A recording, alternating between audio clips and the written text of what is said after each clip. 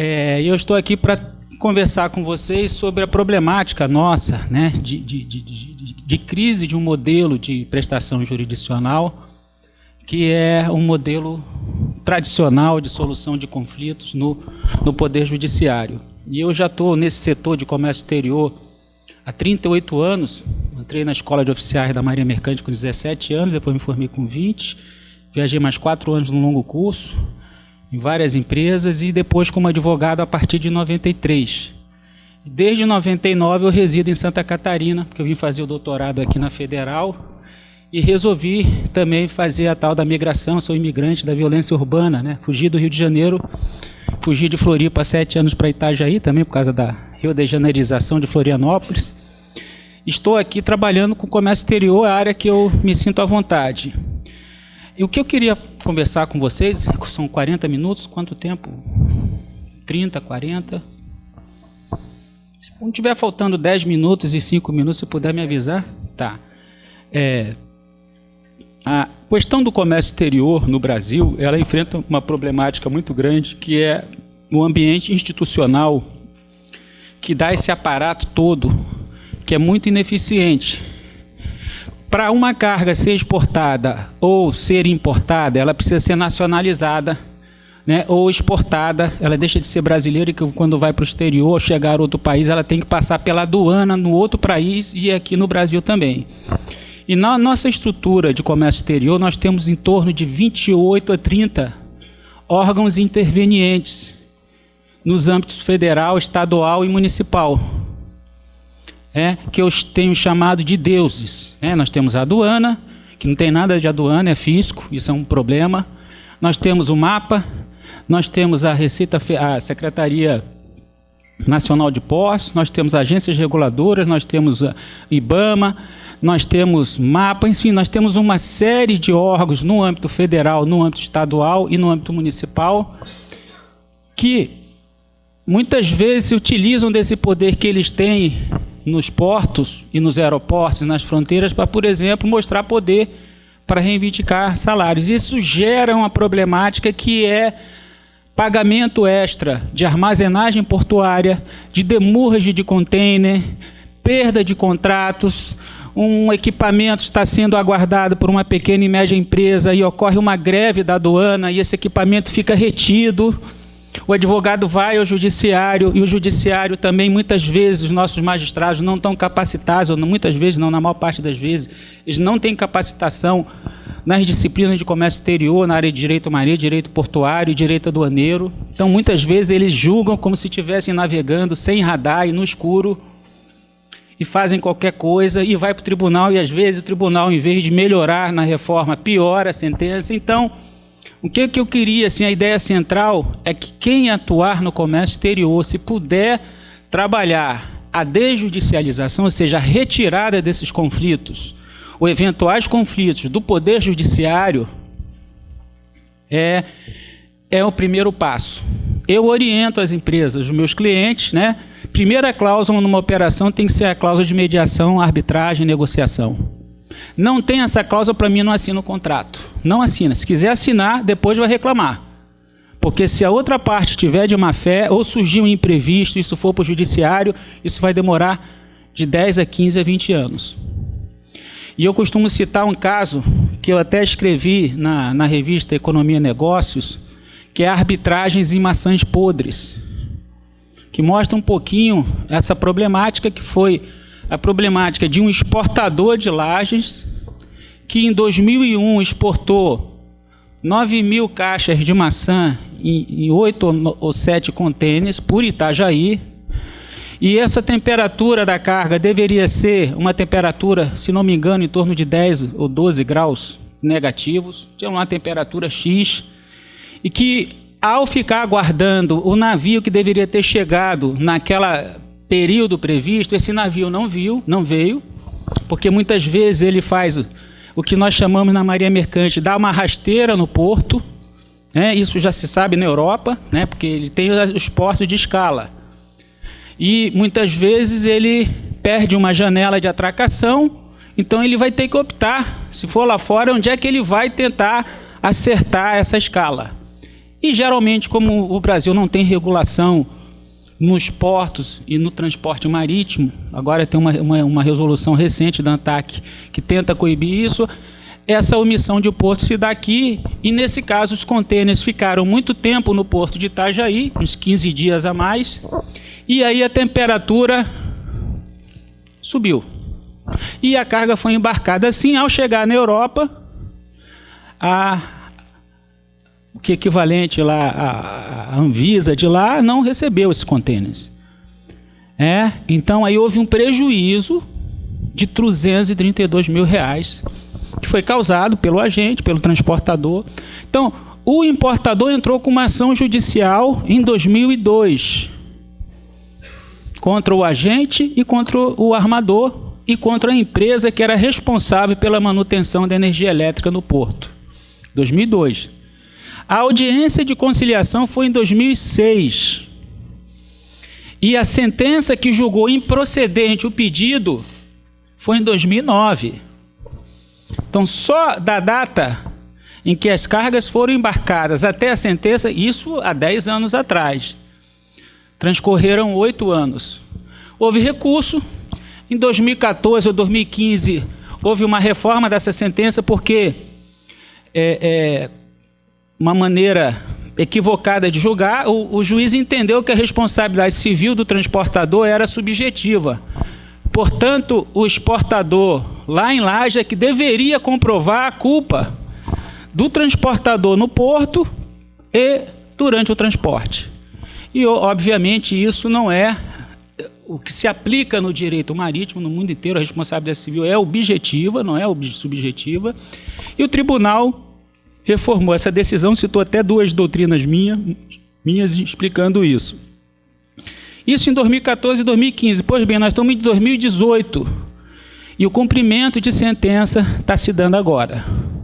Esses 230 e poucos mil, eles já passaram de 1,5 milhão, mas haverá um problema de liquidez na execução, porque foi uma responsabilidade solidária e uma parte já desapareceu.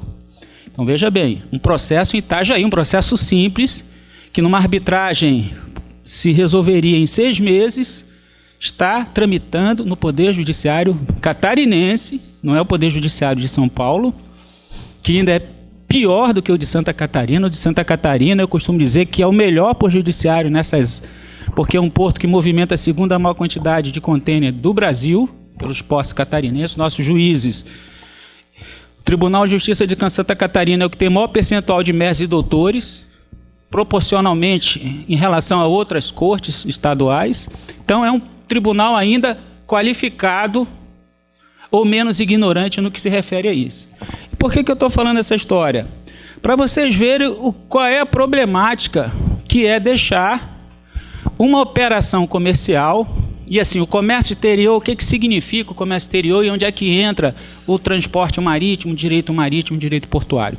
O comércio exterior é uma operação de compra e venda entre 2 pessoas físicas ou jurídicas que estão localizadas em países diferentes. Por isso que o contrato é internação, é entre nacionalidades diferentes. E esse contrato de compra e venda internacional, no caso brasileiro, 95% do nosso comércio exterior é realizado através de navios. A média mundial é 80%, porque tem muito comércio exterior que é feito por rodovia, por ferrovia. No nosso caso, nós temos uma dependência muito grande do transporte marítimo. E não só do transporte marítimo de longo curso, que é o transporte internacional, mas também em relação à cabotagem aqui entre portos nacionais, que é muito pouco explorada. Nós temos hoje 70% do nosso comércio interno de transportes realizado por rodovia. Isso é inconcebível num país como o Brasil. Então, temos aí o transporte marítimo e as avarias que se dão nessa operação que são objeto da disciplina Direito Marítimo. Assim como as avarias e os problemas que vão gerar uma responsabilidade civil, extracontratual, contratual, pós-contratual, envolvendo a autoridade portuária ou um terminal, são objeto do direito portuário. Então, vamos imaginar, eu não trouxe uma foto aqui, um container que está sendo desembarcado de um navio por um equipamento do navio, um guindaste, e que esse equipamento estava sendo operado por um estivador do terminal. E esse container, ele cai no navio e mata um tripulante e avaria a carga. Então, veja bem, é feita a perícia e há uma identificação de que esse dano foi causado embora pelo um equipamento do navio, a falha se deu decorrente de falha humana. E o trabalhador era um trabalhador do porto. Caiu no navio e matou um tripulante do navio. Pois bem, qual é a disciplina jurídica que vai julgar esse conflito? É o direito marítimo ou é o direito portuário?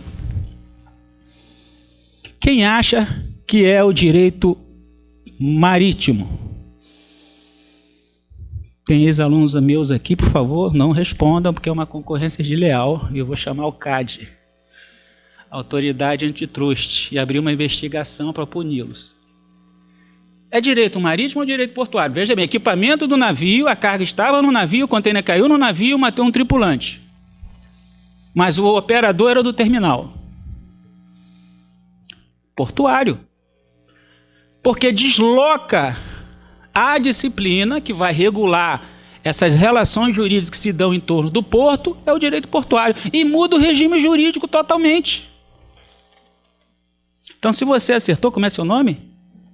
Como? Fabiana.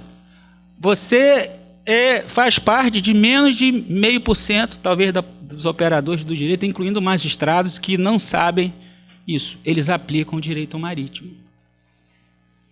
Então, eu estou te colocando, eu estou mostrando para vocês o risco de que é deixar essas operações sem que haja uma previsão contratual de que, se houver qualquer operação, qualquer problema decorrente da operação no transporte marítimo ou numa operação portuária, porque não há porto sem navio nem navio sem porto, que isso seja resolvido por uma câmara especializada. Por causa de dois problemas. Por causa da insegurança jurídica, que é deixar isso ser julgado por um não especialista, e por causa também da questão da efetividade da justiça, porque isso pode demorar 15 ou 20 anos, e na hora que você vai executar, você não consegue penhorar nenhum real, porque a empresa já desapareceu. E isso que nós vemos muitas vezes, e isso é que está fazendo que o Brasil seja uma ilha no comércio exterior do mundo. A média de participação da pequena e média empresa no comércio exterior mundial é de 35%.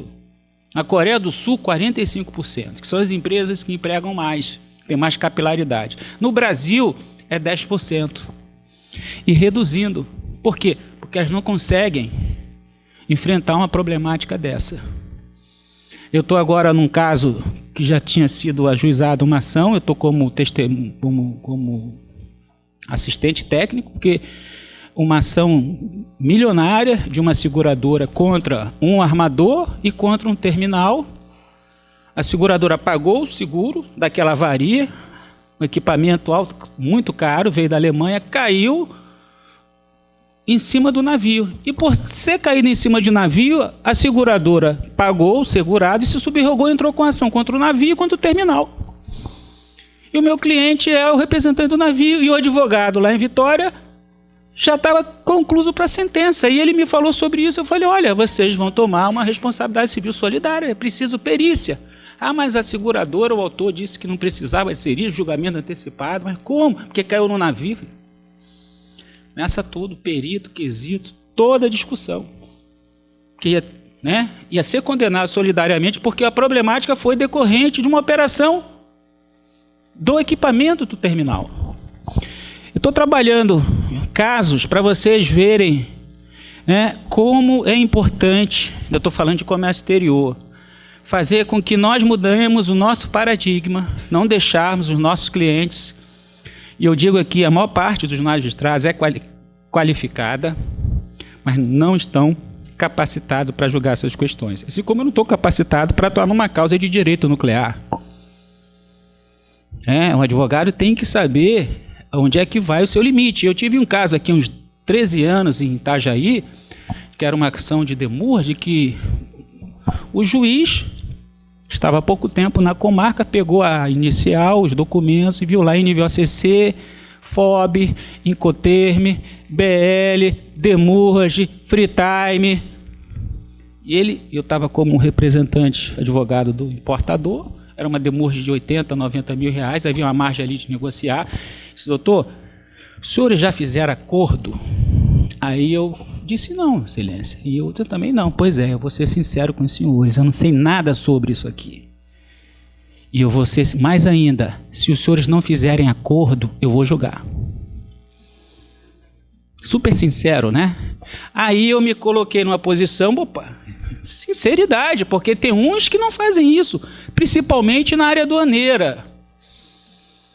E eu falo isso com muita propriedade, porque eu orientei um comandante de marinha que é advogado e é professor no mestrado em Poder Judiciário do Rio de Janeiro, sobre a questão da capacitação dos magistrados federais e estaduais. Foi publicada pela editora Aduaneiras, Wellington, com W.E., Beckman Saraiva.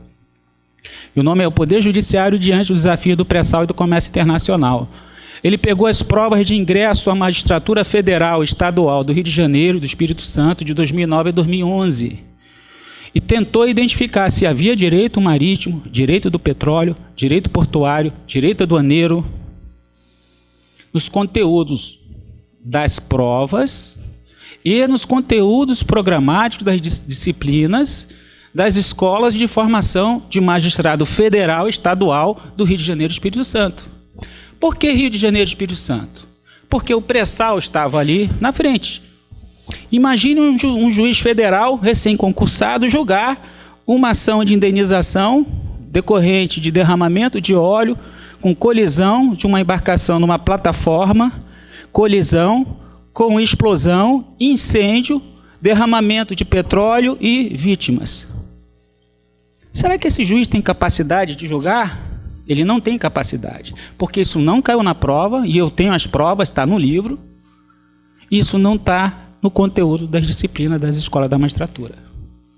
E esse é o cenário que a gente tem, por isso eu digo, os juízes são qualificados, mas não têm capacitação técnica adequada para julgar isso. E cometem atrocidades, injustiças no popular.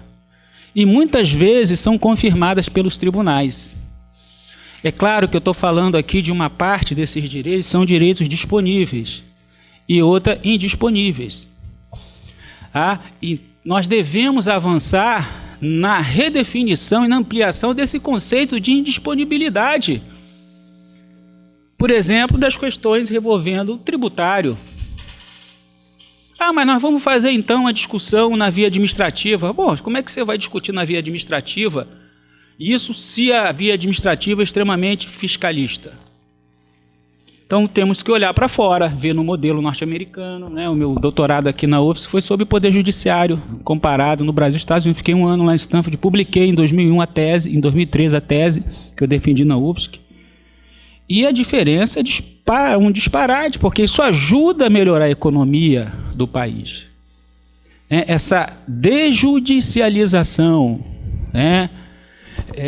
a justiça muitas vezes se esforça. Nós tivemos o caso recente dessa advogada negra lá no Rio de Janeiro, que ali mostra a falência do modelo.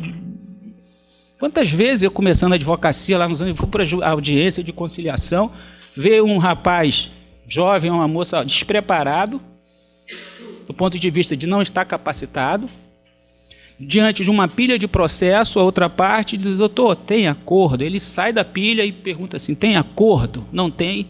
Vai ali.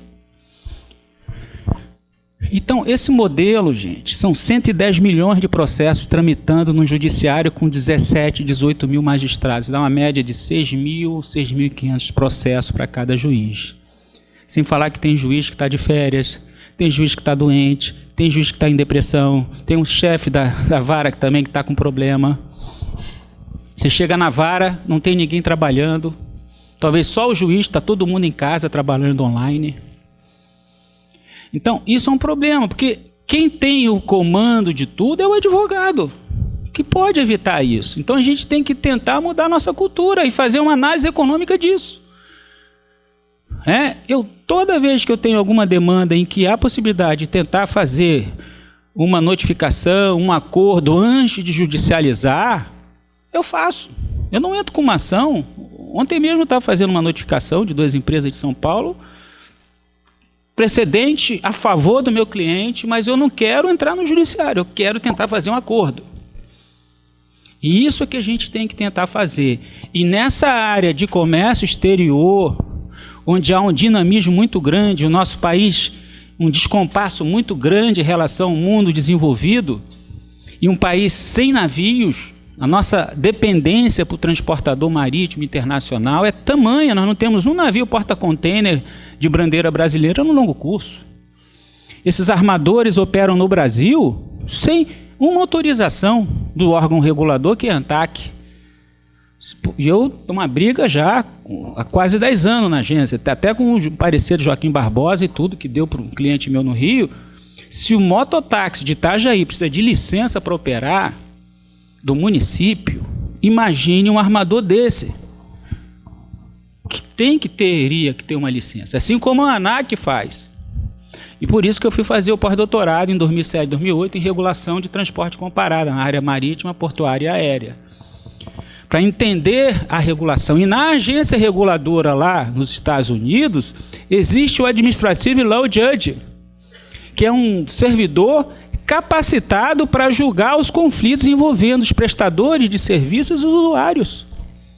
Se vocês entrarem no site da FMC, Federal Maritime Commission.gov, vocês vão ver lá a possibilidade de fazer tudo online.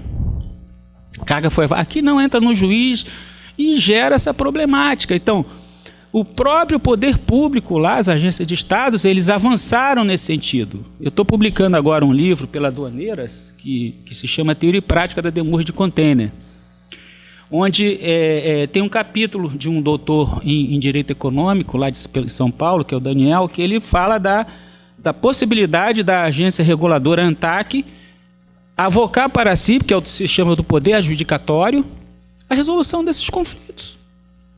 Eu tenho uma juíza aqui na sala, da minha turma do mestrado, de Delaware, que ela é juíza em Joinville, ela tem 7.000 processos na vara. 3 filhos. 7.000 processos, 3 filhos. Mais de 1.000 processos são decorrentes de problemas envolvendo somente uma agência reguladora. São problemas repetitivos. Então, a gente estava conversando na terça-feira de manhã em sala. Quer dizer, o que poderia ser feito de retirado da pauta dessa magistrada estudiosa, competente, vocacionada, para ajudar a prestação da jurisdicional, porque se eu tenho 7.000 e agora passo a ter 5.500, ufa, eu vou ter mais tempo para esses processos. Eu tive uma empregada doméstica há uns 4 anos aqui em Itajaí, que ela tinha um celular com 4 operadoras. Toda semana ela tinha um problema com uma operadora, entrava com uma denúncia no juizado de pequenas causas de navegantes. Eu falava, não vou falar o nome, você vai falir o judiciário desse jeito.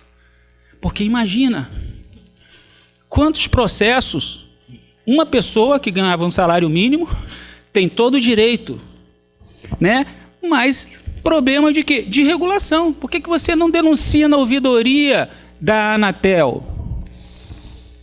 Ou para o Ministério Público Federal, Estadual, instaurar inquérito público? Isso é um abuso que estão fazendo com você, tudo igual. Então, esse é um problema que nós temos que enfrentar.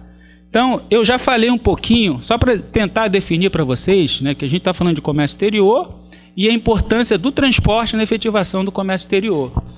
Então, eu tenho disciplinas que são diferenciadas. Por exemplo, toda disciplina jurídica ela tem 3 características. Ela tem um objeto, ela tem fonte do direito e tem características próprias. Se eu for falar de direito constitucional, eu tenho como objeto as relações jurídicas do direito constitucional que se dão na Constituição e a partir da Constituição.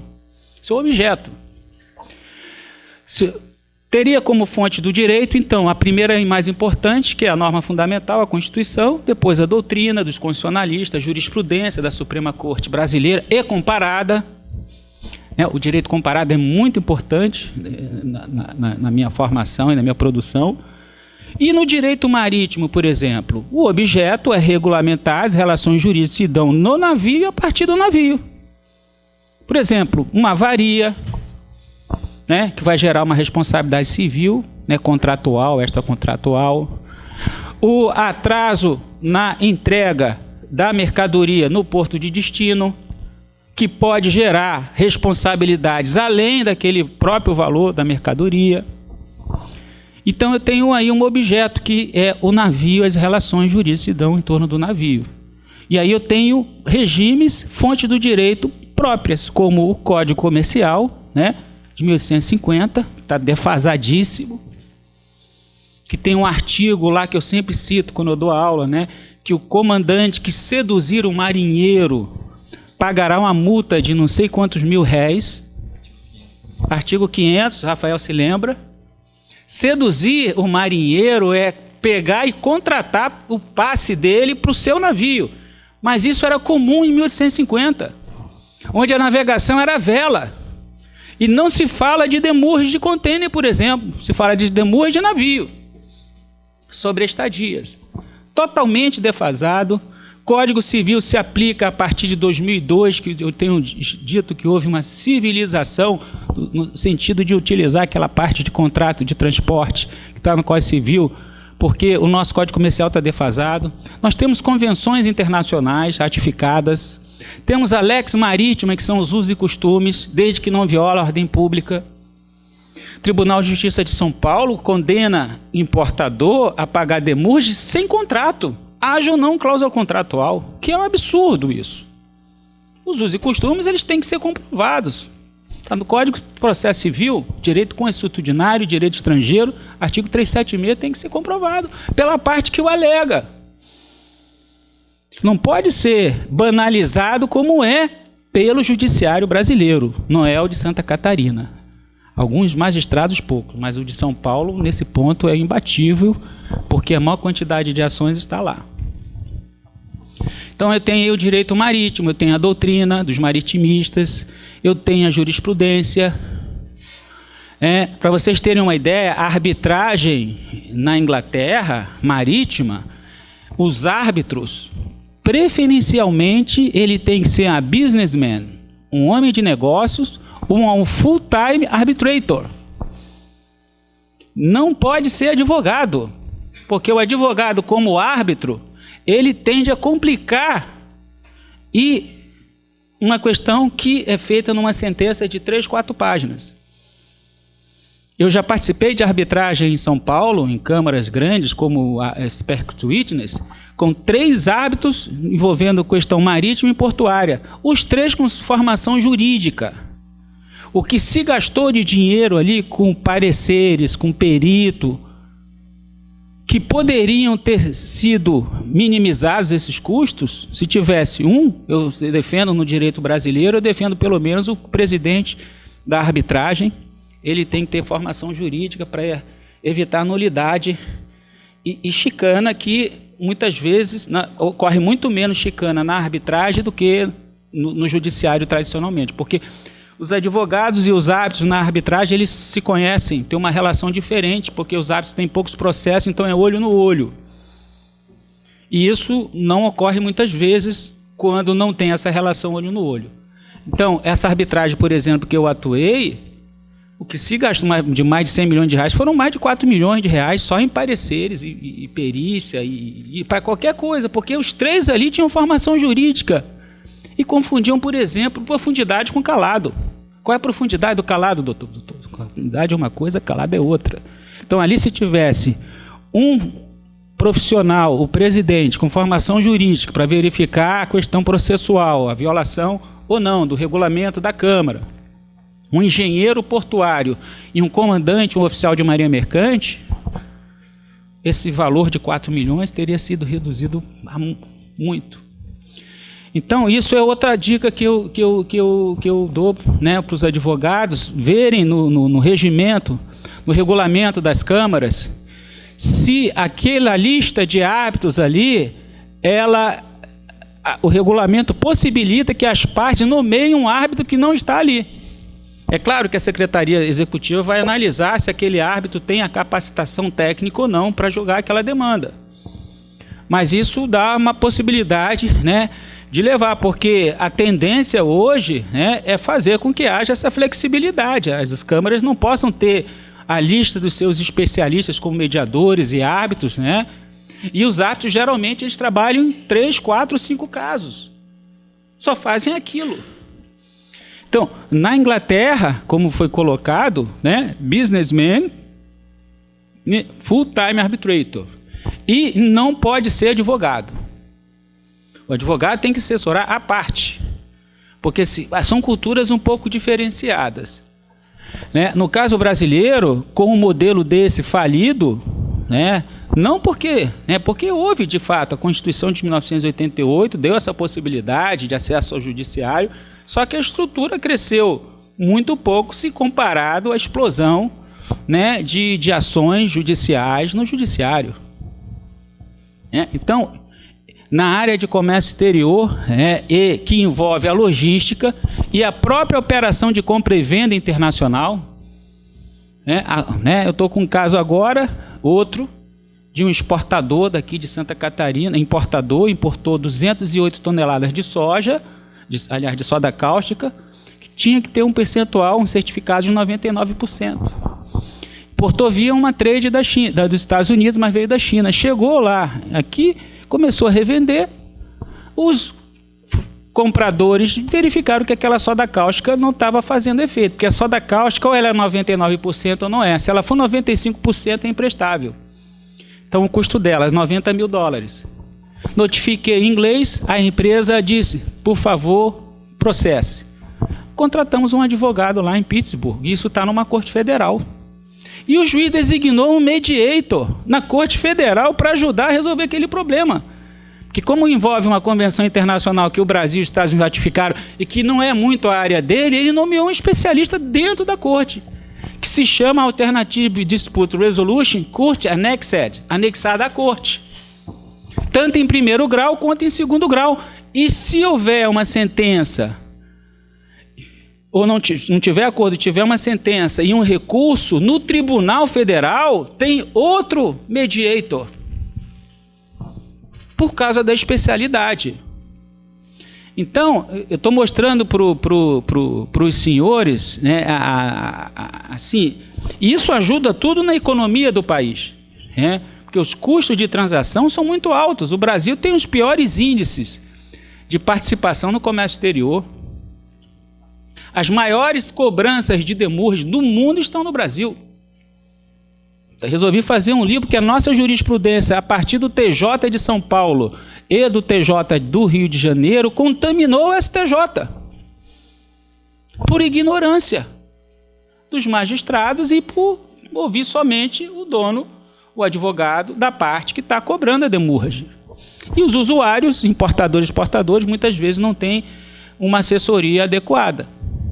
Então, eu estou mostrando para os senhores que a opção, eu não digo nem que é uma opção, é uma questão de vida ou morte. Para quem atuar no comércio exterior, orientar, priorizar que as operações sejam feitas prioritariamente através de contratos e com cláusulas, né, de escalonada, mediação e arbitragem ou arbitragem. E uma outra questão que eu gostaria de falar para vocês. Muitas vezes, na maior parte das vezes, quem é um bom mediator não é um bom árbitro. São perfis diferentes. Porque o árbitro, ele entra nos interesses das partes em conflitos e decide. E muitas vezes a arbitragem não é tão ganha-ganha quanto é na mediação. Então, o perfil desses profissionais que trabalham nos métodos adequados de solução de conflitos, veja bem, essa expressão não é minha, tá? Métodos adequados de solução de conflitos. Poxa, mas não é o judiciário, não. STJ, STF e CNJ. E o CNJ que fazendo as análises, que criou essa expressão, no sentido de ser amigo da mediação, amigo da conciliação, amigo da arbitragem. Por quê? Para ajudar a reduzir a pauta da magistratura. Então, são os métodos adequados de solução de conflitos, existem mais de 40, e tem um bastante interessante, que já tem bastante tempo também, que é o Dispute Board, que é o Comitê de Resolução de Controvérsias, que veio da indústria da construção, obras grandes, porque eu pensava que era o comércio exterior. Talvez o comércio exterior do Brasil ainda consiga ter mais problemas do que uma obra de grande porte no Brasil, porque você tem N tipos de prestadores de serviços, N tipos de exigências de licenças ambientais, etc. Você tem N tipo de produtos que são fornecidos e de qualificação e vários atores com vários conflitos. Então, o que é o Comitê de Solução de Disputas ou de Controvérsias? É geralmente um colegiado, uma comissão de 3 especialistas, um engenheiro, um mestre de obra, ou um arquiteto, ou um advogado, que eles são os apagadores de incêndio. Então, determinada empresa que faz a produção de concreto, né, com aqueles caminhões de betoneira, forneceu lá determinada quantidade, que aquilo deu problema na fundação do prédio ou da construção. Então, aí vai entrar esse comitê, que ele é remunerado mensalmente, para que esteja ali chamando todo mundo, e para operar, para vender ou prestar serviços para essa obra, há essa cláusula. Por exemplo, eu, empresa que presto serviços e produzo também, né, eu produzo o concreto, para vender, eu tenho que submeter a esse contrato onde tem o Comitê de Solução de Disputas. Então, tem a professora Keila Martins, que é advogada e é professora aqui, a tese dela está sendo sobre essa temática. E uma proposta de regulamentação através de um projeto de lei e de um decreto, olhando a experiência comparada. E que isso pode ser utilizado num terminal portuário, por exemplo, que é o maior ativo que um terminal portuário pode ter, ou um armador, é uma cadeia de clientes satisfeita com a previsibilidade, com a segurança jurídica. Eu tive um outro caso recente aqui, que foi uma carga que foi avariada pelo terminal, e que o terminal queria cobrar, depois de 1.300 dias, uma armazenagem de 700 mil reais. E utilizando uma prescrição que era de prescrição de direito marítimo, não era prescrição de avaria portuária, já que a avaria no container foi causada por um equipamento do terminal. E o judiciário estava reformando aquela sentença, que havia sido julgada corretamente, em primeiro grau, e o tribunal estava reformando por 2-1, eu fui chamado e revertemos por 3-2, mostrando para o juiz, isso é direito marítimo, isso é direito portuário, isso é direito da navegação, que tem a ver com a segurança da navegação marítima, tem um outro objeto, tem outra disciplina, tem um direito do mar, tem um direito aduaneiro, tem um direito regulatório, e essas disciplinas todas, elas interagem e têm uma forte interdependência. E eu preciso dominá-las, e também o direito internacional público e o direito internacional privado. Eu tenho um caso aqui, que eu vou dar hoje à noite ali para o pessoal do MBA em negócios, que eu acho que o Rafael já viu essa história também, né, Rafael? É uma história aqui de um caso concreto, quando eu falo da insegurança jurídica, envolvendo mais de 10 nacionalidades, mais de 15 operadores. Então, eu tenho aqui um caso, que é um caso concreto, eu só coloquei ele no final, depois que eu assisti o filme do Capitão Phillips. Isso. Então, aqui, por exemplo,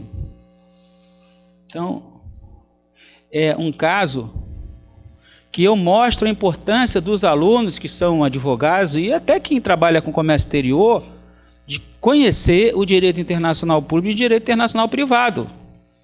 E há diferenças entre essas disciplinas. Então, é um caso onde houve uma avaria que envolvia um país de uma nacionalidade X, né, operado por um afretador com outra nacionalidade, com carga exportada para outra empresa com outra nacionalidade e que, por sua vez, havia sido revendida para outra, e vai, e quando você vê, você tem 15 nacionalidades envolvidas naquele conflito. Né? Então, isso aí é uma problemática, né, que todos nós vivenciamos no dia a dia.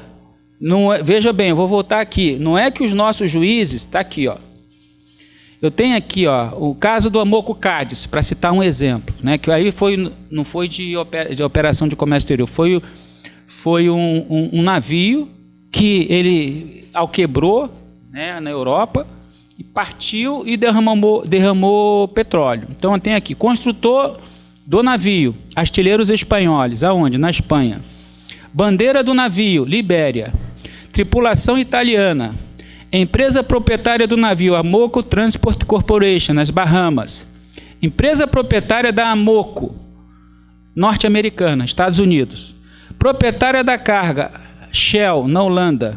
Local do acidente, na região ali de Brest, no norte da Europa, na França. Domínio marítimo francês. Olha o direito do mar e o direito internacional público. Rebocador que ajudou, né, a resgatar a tripulação, né, na salvatagem. Alemão. Qual é a corte de justiça que vai julgar esse caso? Norte-americana. Por quê? Por uma questão de atração e de facilidade da execução, já que a empresa que é proprietária do navio, ela tem sede em Chicago. Então, são questões, aqui não é direito, não é comércio exterior, de certa forma mas envolve direito marítimo. Por exemplo, as cláusulas relevantes num conhecimento de transporte. Tem a cláusula que determina a legislação aplicável. No caso brasileiro, os conhecimentos de transporte marítimo, eles tem uma cláusula de uma convenção, um tratado que o Brasil não ratificou. Com foro em Singapura, foro em Londres, e a carga embarcou ou desembarcou no Brasil. Então aí tem uma conexão, princípio da submissão voluntária. Mas está no contrato. Aí você tem a ordem pública, artigo 17 da Lei de Introdução às Normas do Direito Brasileiro. As leis, atos, sentenças e declarações de vontade do estrangeiro só terão eficácia no Brasil se violar a ordem pública, a soberania e os bons costumes. Obviamente que isso viola a ordem pública. Então, isso é um problema, a questão do foro.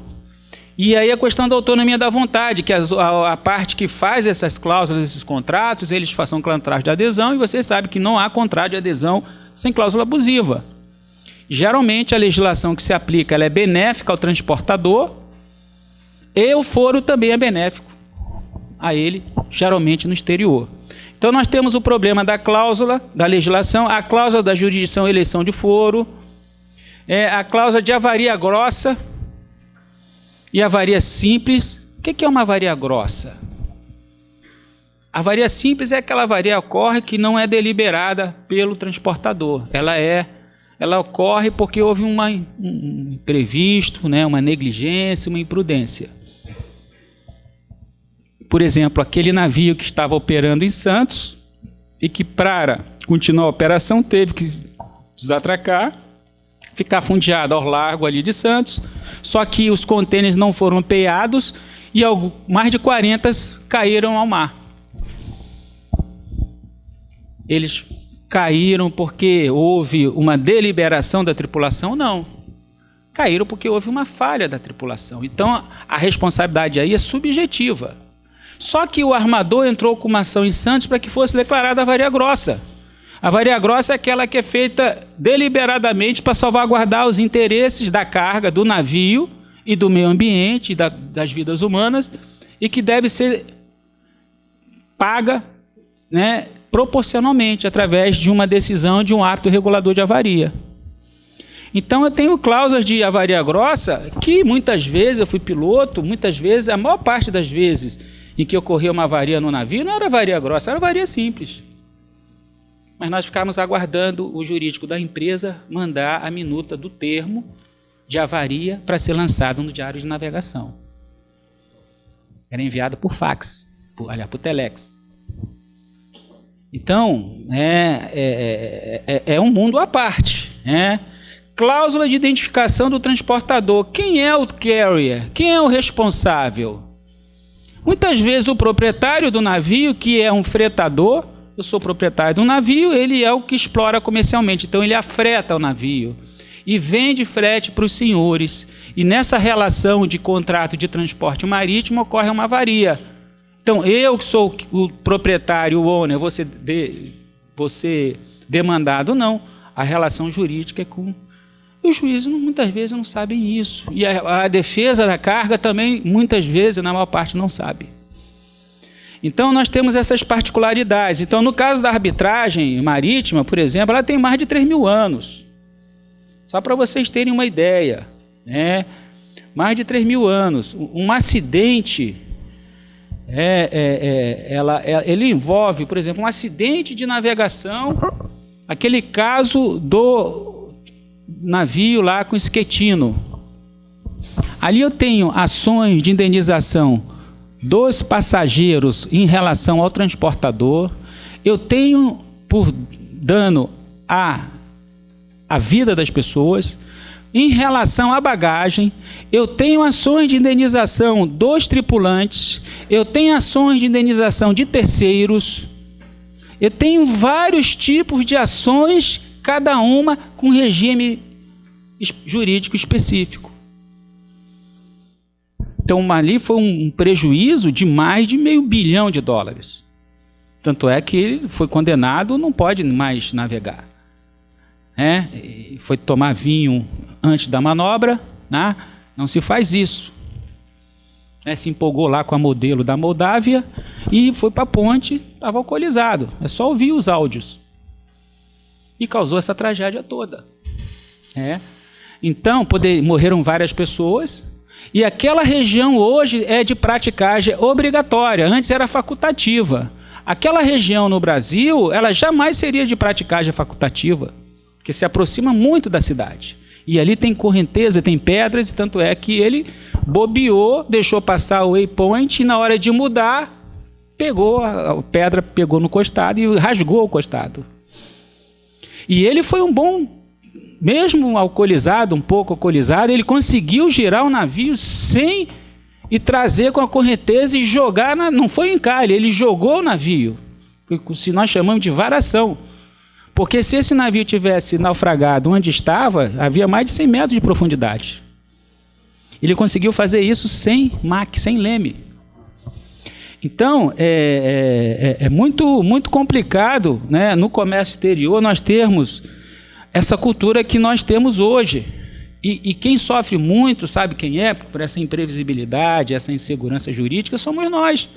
Porque essas externalidades negativas, esses custos logísticos abusivos, eles vão para lá, sabe aonde? Lá na prateleira do Angelone. Lá na farmácia, né? Na droga raia. Porque esse insumo aí, que são os custos logísticos no Brasil, que são os maiores do mundo, com certeza, no prefácio do livro, o professor Norma, ele coloca isso. Nós somos o país que temos 9 milhões de contêineres de 20 pés no mundo, 9 milhões, movimentamos. A China movimenta 200 milhões. O custo médio da importação de um contêiner na China é de $2.500, $600, é o menor do mundo. No Brasil, 2.500, mas eu estou num caso agora que são 3 contêineres, cada contêiner $110 mil de demurragem. 40 vezes o máximo que é o Brasil, está lá na rabeira. A China movimentava, nos anos 60, quase nenhum contêiner. Que ela entrou no comércio exterior a partir dos anos 70, depois das reformas que houve no Congresso do Partido Comunista em 78, que eles começaram a entrar, de certa forma, a ter o que eles chamam de economia de mercado de tipo socialista chinês. Economia de mercado socialista de tipo chinês, mas a economia deles está crescendo, né? Na China nós temos 300 milhões de jovens estudando inglês. 300 milhões de jovens estudando inglês. Os Estados Unidos é um pouquinho menos do que a população dos Estados Unidos. Imagina essa garotada daqui a 10, 15 anos. Se o engraxate do meu sapato em Xangai, uns 6 anos que eu fui a Xangai, o cara veio e só falava inglês, dentro daquilo ali, sapato, ele conseguia dominar ali. Então nós estamos ficando para trás.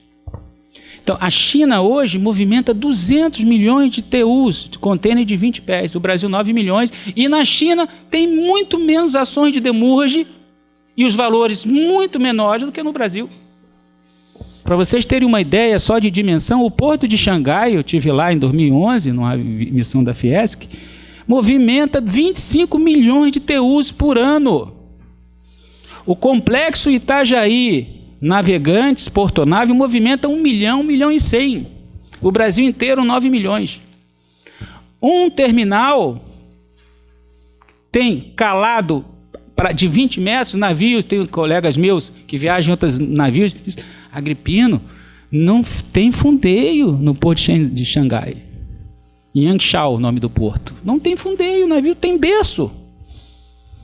25 milhões, calado de 20 metros, aqui o calado é 10, 12. Quando dá 12 é uma alegria, porque depende da enchente. Operando navios com 18, 17 mil TUs, os navios que operam aqui são de 4 a 5 mil, e isso tudo tem relação com a questão do ambiente de negócio, com a questão da segurança jurídica. Então, o que eu queria enfatizar é isso. Nós temos a melhor legislação, talvez a nossa jurisprudência em nível STJ e STF, talvez nós temos uma lei, uma das poucas legislações de arbitragem no mundo, a Lei 9.307, que o STF, depois de vários anos, é claro, teve que esperar a composição do Supremo, foi declarada constitucional. Nós temos a Convenção de Nova York ratificada, nós temos, enfim, as principais convenções internacionais que regulam a arbitragem, e nós temos uma lei de mediação também bastante razoável, mas precisa mudar a educação, precisa mudar a cultura. Eu fiz direito na UERJ, de 87 a 92, eu nunca ouvi falar de solução de conflito.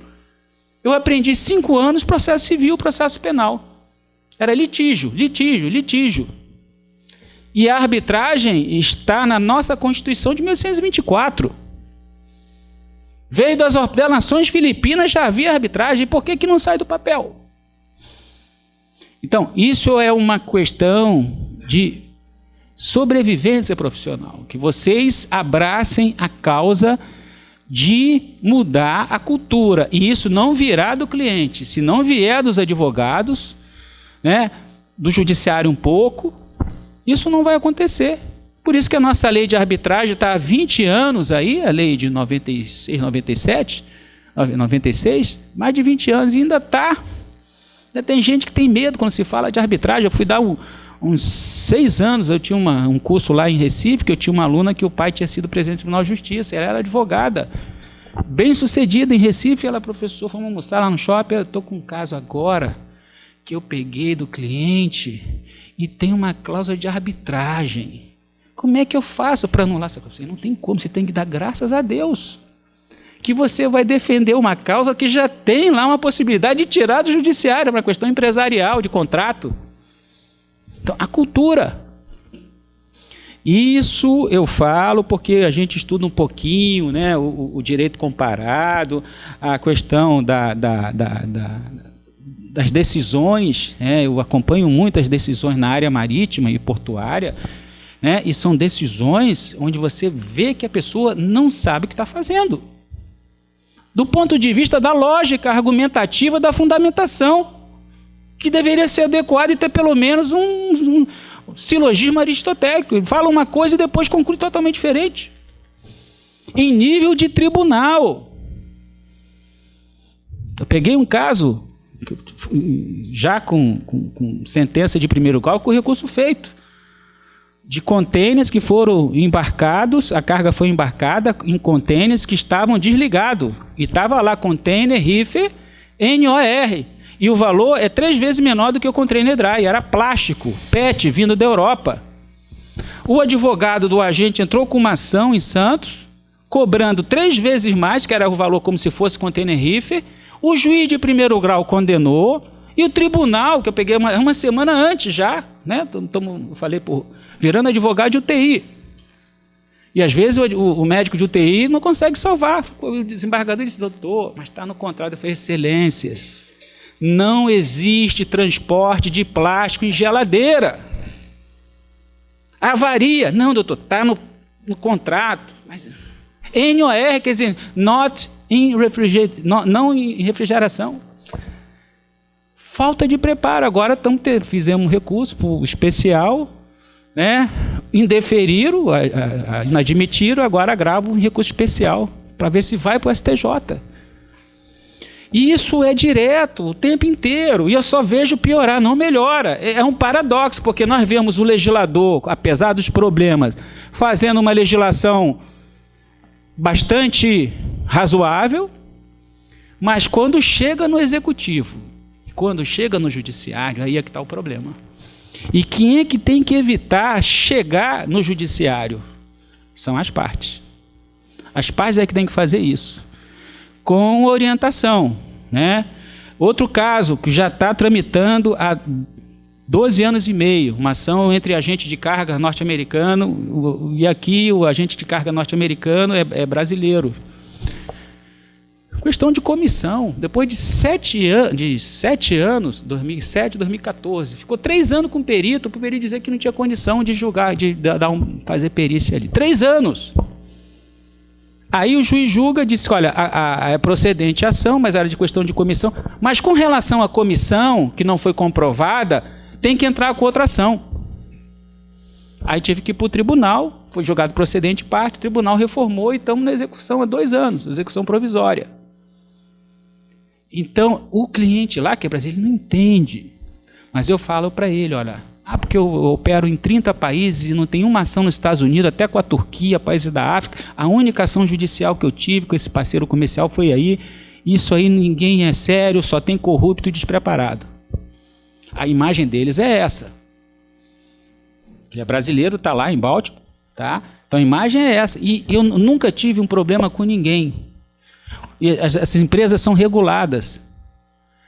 Então, do valor que está sendo executado, 2,5% penhorado. Então, são várias problemáticas. Eu digo, olha, você quando fizer negócio no Brasil, se eu fosse o teu advogado, você vai ter que assinar uma cláusula dizendo que você só pode fazer se tiver cláusula de mediação e arbitragem. Você já viu quantos artigos tem o Código de Processo Civil? Mais de 1000. Quantas possibilidades de recurso? N possibilidades, vários agravos para o tribunal, que viram RESP, litigância de má-fé, difícil o judiciário. Não tem poder dissuasório, a agência reguladora não regula. Se fosse os Estados Unidos, eu falo, Gripino, se eu aqui tivesse feito isso, 1/10 disso, eu perderia minha license. Eu já teria sido cassado, a agência reguladora já teria cassado. E a outra parte já teria sentado, né, eu já teria sentado para negociar.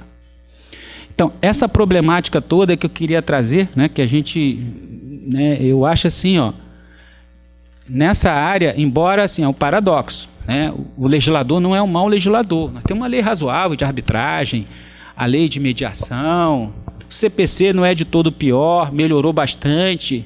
Tem lá a questão do cronograma processual, de retirar o processo, né, e o juiz não tem como, né, impedir isso se as partes quiserem. Procure, mesmo quando estiver judicializado, que o advogado ele tem que atuar de uma forma como elemento de pacificação social.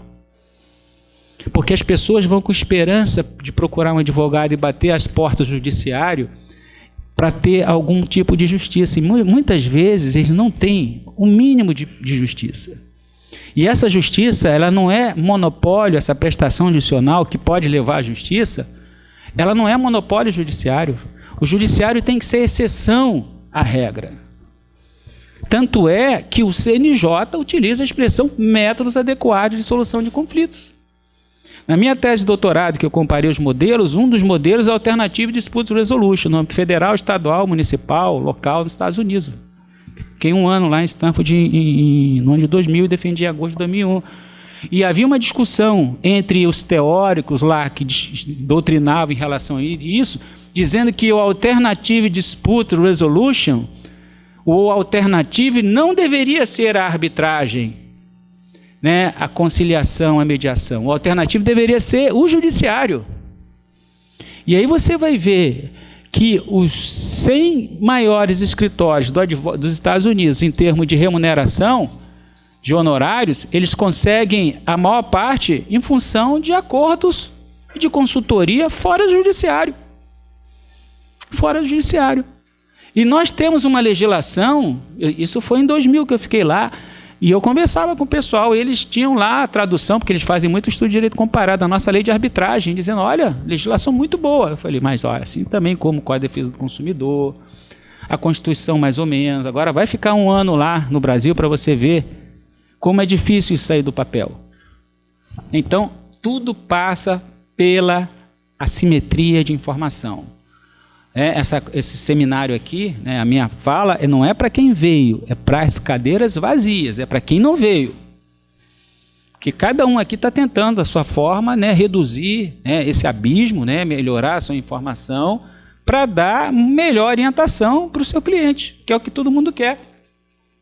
E muitas vezes a solução melhor, a solução mais adequada, não está no Poder Judiciário. Porque no Poder Judiciário você não escolhe o juiz, você não tem o controle do processo, se a outra parte não quiser. Você não tem o controle, você não tem o controle da capacidade técnica do magistrado.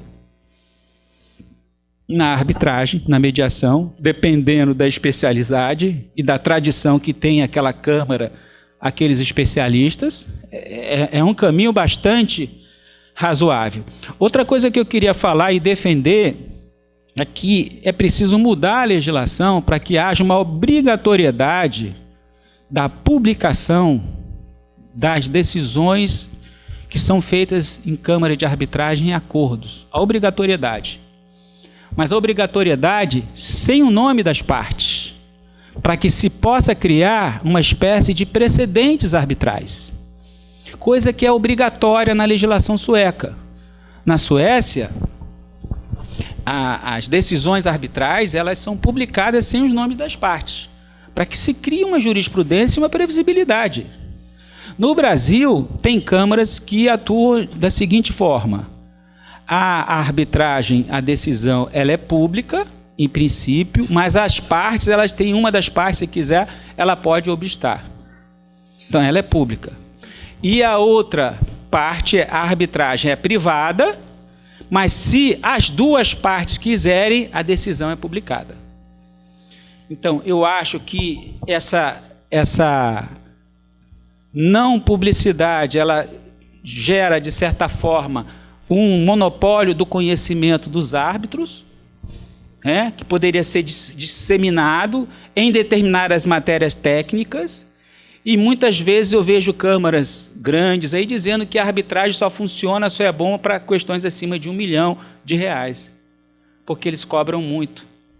Eu discordo. Eu acho que a arbitragem, ela assim como a mediação, a negociação, a conciliação, ela tem uma possibilidade muito grande. Então, é claro que uma arbitragem onde você tem 3 árbitros, eles não têm especialistas, e que precisa ter pareceres, isso encarece muito. Mas se você tem uma arbitragem, por exemplo, com um árbitro especialista, o árbitro único, isso é possível, tem câmaras que têm isso, isso ajuda muito. No caso aqui que eu queria citar para vocês, só para vocês terem uma ideia, na regra de Roterdã, ela tem um artigo 75, que a regra de Roterdã é uma convenção internacional que trata do transporte marítimo, que fala o seguinte, o artigo 75, é um capítulo 15, está no capítulo 15, que é só sobre arbitragem. Sujeitas a este capítulo, as partes poderão acordar que qualquer litígio que possa surgir relacionado com o transporte da carga previsto nessa convenção deverá ser submetido à arbitragem. Os procedimentos de arbitragem, segundo a escolha da pessoa que dirigiu uma reclamação contra o transportador, deverão realizar-se em algum lugar determinado para tal fim no acordo de arbitragem, ou qualquer outro lugar localizado em um país onde qualquer um dos seguintes locais estiver estipulado: o domicílio do transportador, o local do recebimento de acordo com o contrato de transporte, o local de entrega de acordo com o contrato de transporte, o porto onde a carga foi inicialmente carregada para o navio, ou o porto onde a carga foi descarregada.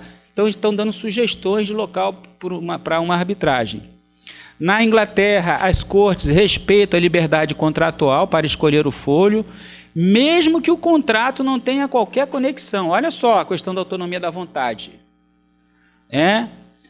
Aí teve um caso importante, que é o caso do Spilíada, que diz que os requisitos que foram levados: a jurisprudência do domicílio do réu, o local onde ocorreu o dano, o local da execução do contrato, lex fori, o local de entrega da venda, o local da prestação de serviços, lex loci executionis. Isso é muito utilizado no trabalho marítimo, Eu tive alguns casos no início que eram contratos de trabalhadores marítimos no offshore, que prestavam serviços na Bacia de Campos para empresas terceirizadas contratadas pela Petrobras, empresas norte-americanas do Texas, e eles tinham uma cláusula de foro que era Singapura. Olha, os tripulantes embarcavam em Macaé, as embarcações operavam de Macaé para a Bacia de Campos, transportando equipamentos. Como é que se pode ter uma ação trabalhista julgada em Singapura? Então, aí é lex loci executionis, que é o local da execução do serviço. E aí entra o quê? O direito do mar. Porque está dentro do domínio marítimo brasileiro, ou seja, dentro das 200 milhas. A rigor entre 12 e 200 milhas, dentro da zona econômica exclusiva. E a primeira ação que nós fizemos isso, em 93, 94, o advogado queria uma perícia. Doutor, pedi para o juiz, eu falei: excelência, pelo amor de Deus, a Petrobras acha que vai fazer uma plataforma de petróleo, colocar uma plataforma para ir além das 200 milhas, está violando a Convenção de Montego Bay do Direito do Mar. Não tem soberania ali. A soberania é até 200 milhas, assim como a jurisdição do Estado costeiro, e aí a competência, que é da Justiça do Trabalho. E essas ações eram ações que tinham 80% da argumentação, era questão de preliminar, de legislação, foro, legislação, legitimidade ativa, passiva. Só para vocês verem a importância do direito internacional privado aqui, e do direito internacional público, e do direito do mar. O direito do trabalho marítimo aí é um mero acessório. Por isso que quem atua nessa área tem que ter uma visão, uma capacitação. Para mim é mais fácil, porque como eu fui piloto, sempre, o inglês facilita muito. Aí eu tenho alunos aqui, que às vezes no mestrado, no doutor, querem orientação. A primeira coisa que eu pergunto: como é que está o teu inglês? Precisa ser fluente, mas tem que ler. Porque senão não tem uma condição de fazer uma orientação adequada com bibliografia, doutrina brasileira. O que tem de bom está lá fora. E não tem como também atuar no comércio exterior sem saber a terminologia técnica, FOB, Incoterm, e inglês. E para alguns mercados, a língua daquele idioma onde o cliente principal opera. Então, são particularidades que vocês devem levar em consideração. Eu não sei como é que está o tempo aí. 10 minutos. Então, vou concluindo, no seguinte sentido. Nós temos aí um ambiente de negócios do comércio exterior bastante complicado, como eu falei, cerca de 30 deuses, que são esses órgãos intervenientes, Receita Federal, IBAMA, nome federal, estadual, municipal. Se você colocar um guarda terceirizado e botar uma farda com cap nele, ele vai se sentir autoridade também. Eu vivenciei isso como tripulante. Então eu tenho esses deuses e eu tenho um mortal só. Quem é o mortal? O mortal é o usuário, é o dono da carga. Que ele só quer 3 coisas: no porto de Itajaí, no porto de Nova York, no porto de Xangai, no porto de Roterdã, no porto de Long Beach, que a carga chegue no prazo acordado, sem avaria, sem furto, sem extravio e pagando preço módico. Eu não posso ter uma demurge homologada pelo judiciário, que é essa, onde o judiciário de São Paulo manteve uma decisão que condenava o importador, que não deu causa, porque a demora se deu em função de uma exigência do IBAMA, da Receita Federal, de que aqueles contêineres com PET lá em 2011 precisavam de licença de importação, e ele foi ao Judiciário Federal, a juíza deu a liminar, mas não o advogado do próprio agente que foi indicado, ele não pediu para que os contêineres fossem devolvidos e a carga ficasse, e isso fez com que a carga fosse retida durante 288 dias.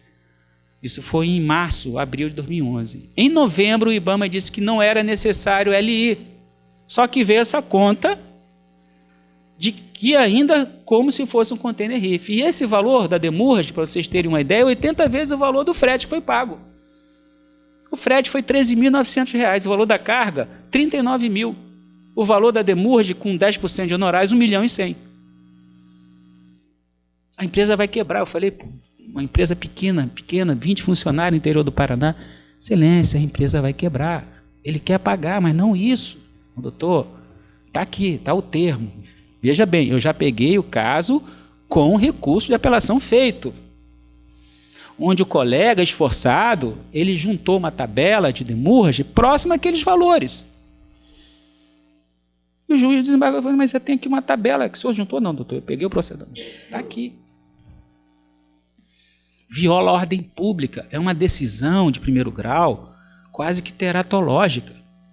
E isso faz com que essas empresas não operem no comércio exterior. Nós fiquemos como um país ilha, e nós somos uma ilha. Tanto é que os nossos portos de fronteiras, aeroportos, são locais onde a greve é ali. A greve não acontece em outro lugar. E a greve ela é sazonal. Já tem juiz que entende que não é caso fortuito e força maior. Eu tenho uma carga que foi obstada, falta de desembaraço, porque a greve é um fato comum.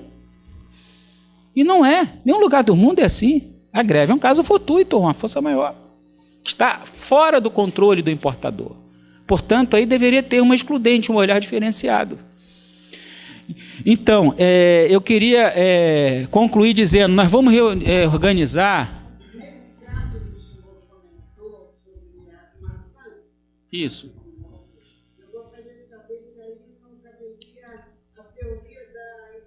Com certeza. Não, a teoria da imprevisão para a defesa do armador, não. Veja bem, não, olha só. A responsabilidade civil no transporte marítimo é responsabilidade civil objetiva, obrigação de resultado, não é obrigação de fazer. É igual um cirurgião plástico. É diferente do cirurgião cardíaco. O cirurgião cardíaco, ele vai usar a expertise dele, a experiência, para tentar fazer com que aquela cirurgia cardíaca ela seja a melhor possível. O cirurgião plástico, não. Ele tem que fazer daquele jeito. Se a pessoa foi lá, colocou, tirou a foto do nariz, não, esse nariz é o que eu quero, essa orelha. Foi diferente?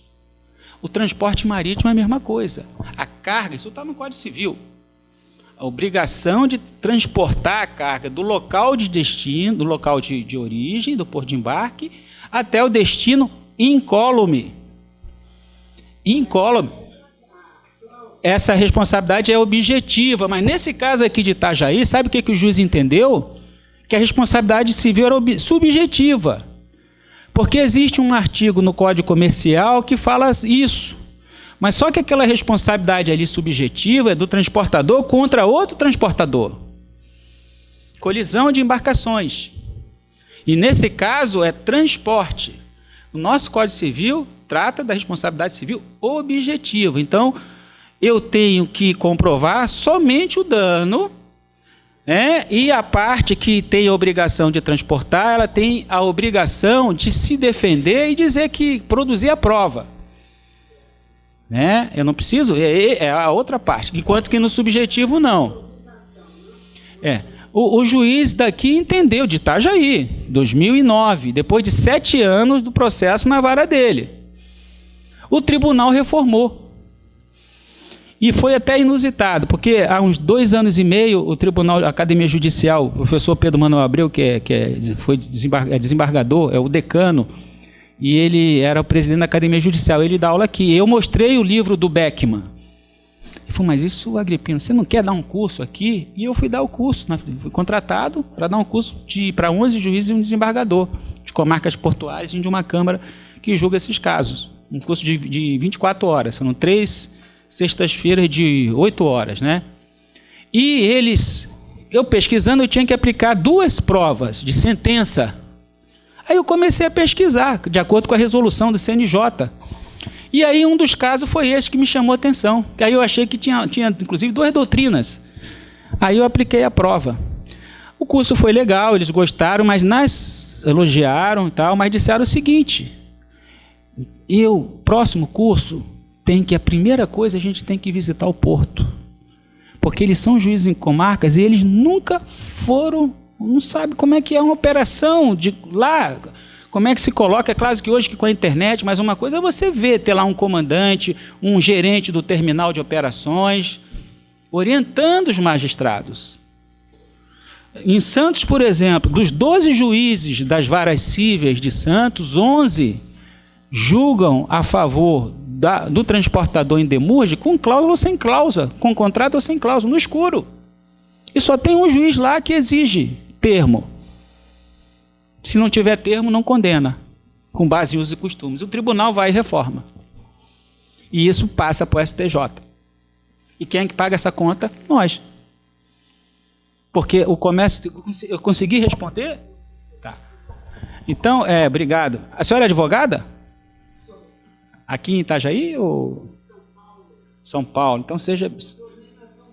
Ah, que bom. Seja bem-vindo. Eu sou da UERJ, não informei na UERJ, que é muito próximo ali, né? Mas olha só, só para terminar então, deem uma olhada nos sites do CNJ, na parte de mediação, tem bastante coisa. Existe a FECEMA, Federação Catarinense das Entidades de Mediação e Arbitragem, que tem mais de 12 entidades de vários estados. Eu faço parte do Conselho de Ética dessa federação, fecema.org. Lá tem publicações muito boas, tem vídeos. Todo ano eles fazem um evento em várias cidades. O próximo será em Palhoça, o último foi acho que menos de um mês, em Floripa. Entendeu? Então, Santa Catarina tem uma capilaridade para o interior bastante razoável. E hoje a arbitragem, ela pode ser feita por Skype, pela internet. Você já tem ministro da STJ, atende, você marca no Skype, não precisa viajar para Brasília. Né? Imagina uma arbitragem, que é uma coisa mais informal. Né? Então, a minha sugestão é justamente essa, tentar fazer com que nós tenhamos menos casos no judiciário. Tá? Porque o risco é muito grande. Nós já temos normas suficientes, mas isso não é uma condição suficiente, é uma condição necessária, mas ela não é suficiente para que nós tenhamos essa desjudicialização. Essa palavra cada vez mais vai ser necessária, e o judiciário, pelo menos as cortes superiores, os tribunais e os magistrados mais, vamos dizer assim, atualizados, eles são favoráveis à arbitragem. Eu imagino, sou um juiz que tem 20 mil processos como juiz de navegante. Eu tenho lá um caso complexo que as partes resolvem suspender com base no Código de Processo Civil, dizendo que vão levar para uma mediação ou para uma arbitragem. Poxa, eu vou bater palmas. Por quê? Eu vou ter esse processo complicado, vou ter tempo para utilizar esse tempo que eu iria despender para trabalhar em outros processos. E no comércio exterior nem se fala. Eu tenho um livro que eu publiquei em 2015, que é Direito Portuário e a Nova Regulação pela Aduaneiras, e lá tem um capítulo, Aduaneiras, tá? Está saindo agora a 2ª edição, já entreguei, eu acho que início do ano que vem vai ser publicado. E eu tenho um capítulo lá sobre arbitragem marítima e portuária. E dia 8 de novembro, nós vamos realizar um fórum internacional no Centro Brasileiro de Litígios Econômicos em São Paulo. Vai ser na Mackenzie, é gratuito, doutora. Tá? Encontra no site Grupo Caraíve, e um professor da Alemanha, e nós vamos discutir, e eu vou falar um pouquinho sobre isso aqui, com um nível de informação um pouco mais diferenciado, que ele tem um pessoal mais especializado, mas é para as empresas. Tá? É gratuito. Grupo Caraíve, né? Centro Brasileiro de Litígios Econômicos, o dia inteiro, né? Vai ser na Mackenzie. Então, vocês estão convidados. E dia 18 e 19 de outubro vai ser realizado em São Paulo, na sede da OAB, o Congresso Nacional das Comissões de Direito Marítimo, Aduaneiro e Portuário. Vai ser na OAB. Esse também é gratuito. Eu não estou dizendo que os melhores eventos são os gratuitos, não, mas o pessoal... Vai ser dia 17 e 18, é a Comissão de Direito Marítimo, é o 7º Congresso Nacional. O primeiro nós realizamos aqui em 2012, na Univale.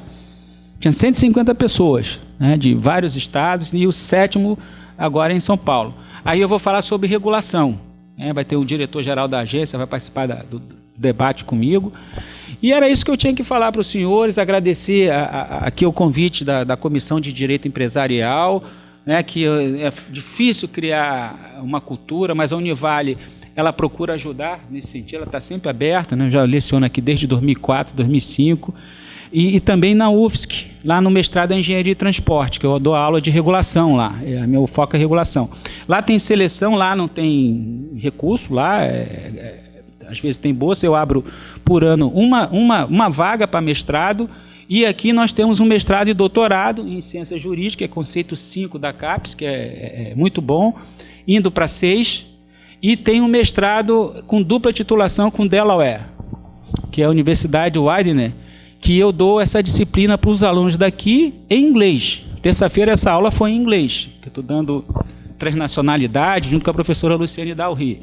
Mas também dou em português. Esse é para o pessoal, para os alunos daqui, que vão, antes de irem para ficar 2 meses no mestrado e 4 meses no doutorado, eles têm que fazer essas disciplinas aqui para, de certa forma, entrarem no ritmo lá dos Estados Unidos. E eles saem mestre nos Estados Unidos e mestre no Brasil, com defesa de dissertação. E os alunos de lá também que desejarem, vindo para o Brasil, eles têm a dupla titulação Brasil e Estados Unidos. Fica à disposição aí dos senhores, eu dou aula aqui, tenho um escritório aqui em Itajaí, trabalho nessa área, e fica à disposição dos membros da comissão, agradecendo aí pelo convite e pela oportunidade aqui de trocar experiências e aprender um pouquinho com vocês, né, que é um privilégio, não dos advogados que dão aula, mas dos professores que advogam. Tá? Os professores que advogam, eles têm esse privilégio, assim como os magistrados. Não os magistrados que dão aula, mas os professores que exercem a magistratura. Né? É diferente. E o mestrado e o doutorado é para isso. Tá? Então, muito obrigado. Fica à disposição aí para perguntas e debate.